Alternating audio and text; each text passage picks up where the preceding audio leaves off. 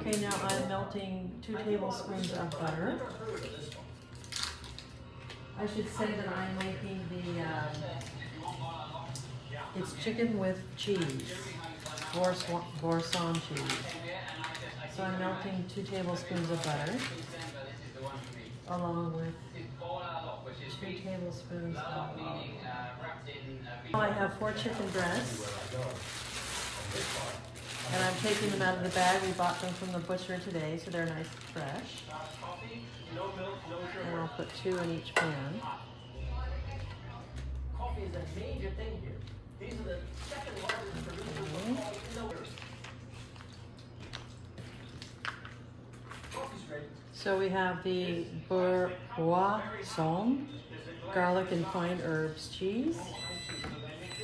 And I have applewood smoked bacon, you can't see it, that I bought from the butcher today. The butter is melting and the chicken breasts are ready to have I'm going to take a knife and do a pocket in the center of each one, and I'm going to stuff it with the cheese. Wrench from the ends. I'm going to make a little pocket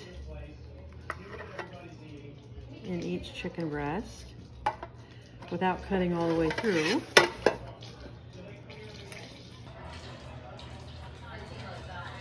Before I stuff them with cheese, I'm going to brown them. I'm going to put a little salt and pepper on first.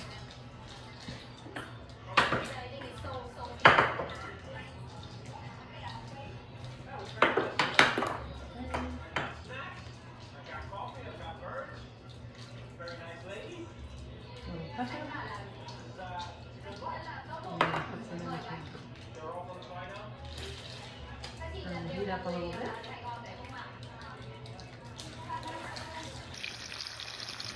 So these are sizzling nicely. I'm going to salt and pepper the other side as well. Okay, I think they're ready. I'm going to flip them to the other side. And I'll kind of lightly brown.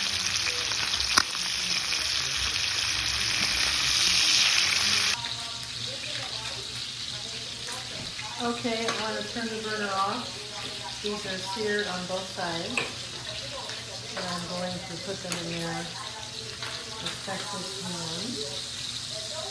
That's good.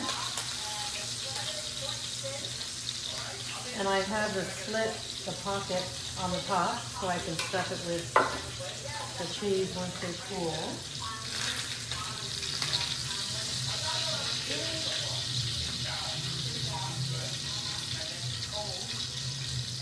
Okay, we'll let them cool a little bit so we can then put the cheese in there, turn the burner off, and I've started cooking the rice. Okay, this is applewood smoked bacon, and we buy it from a little meat market in Sandy. And once you've had this, it's hard to go back to regular bacon. We've been eating this bacon now for, I want to say, at least a year, if not 2 years. And every time we end up going to Safeway or a grocery store and buying other bacon, it's just inferior. So this is excellent. And I'm going to stuff the chicken breast with cheese and then wrap them in this bacon. These to be stuffed in these pockets, I definitely was sold. So here we go. We're putting the cheese inside each breast.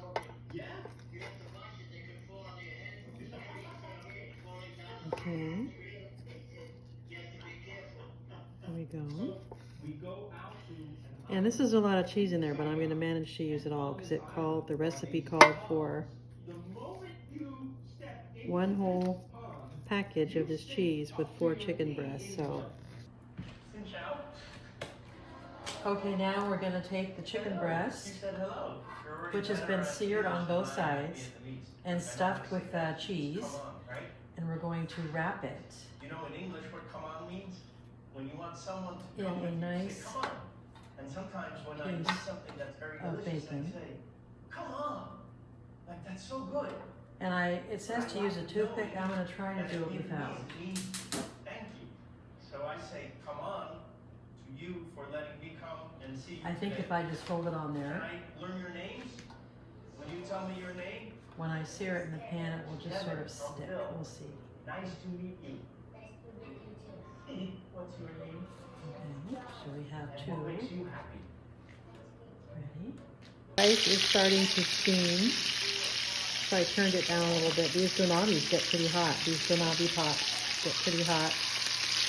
And I'm searing the chicken breast, stuffed with the cheese, and wrapped in apple with smoked bacon, just until the bacon gets a little bit crisp.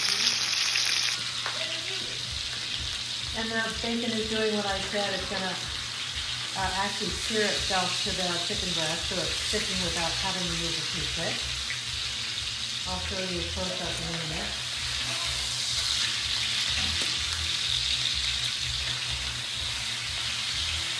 And here's the close-up. They look pretty good. I'll take them off in just a minute. Okay, the recipe doesn't say to do this, but I'm going to.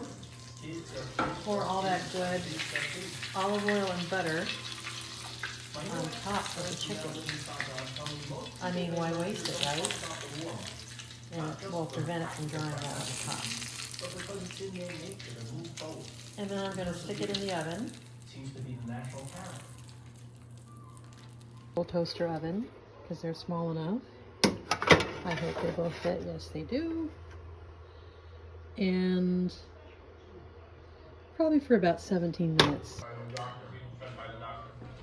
This is also a good chance to show you. So I cook the chicken breast in this iron skillet. And we treat our skillets a certain way. You always wash it in the sink, and I try to do it pretty close to when I'm done cooking whatever I cook in there. And I don't use any soap. I just scrub it with a Brillo pad and wipe the water out and put a tiny bit of olive oil in there. And it's always seasoned perfectly. And I can see that this rice is almost done. It's not dried out. It looks pretty wet a little bit, but not wet. It's just moist. And in about 5 minutes, I'll turn the heat off and just let it rest before I add the orange rind and the soy sauce. I love these dressings. I buy them at the Japanese store. You have this, it's made by Kewpie, which is a brand, a Japanese brand. They make mayonnaise. And these dressings are just so good. I normally make my own, but in this case, it's worth buying them. They're so good. Okay, so the rice has been off and cooling for a bit. And it calls for, this is a buttery dinner. I don't normally do this much butter, but it just so happens that the rice has butter and so does the chicken. So I'm slicing it thin so it can assimilate into the rice before I stir it up. By the way, butter rice is a very common dish in Japan. It's something that your mama would make you. Very homey. And I'll break this up. And I'm going to put some of the, this is the orange zest. And it's not the white pithy part of the orange, it was just the actual skin. The pithy part has apparently has a bitter taste.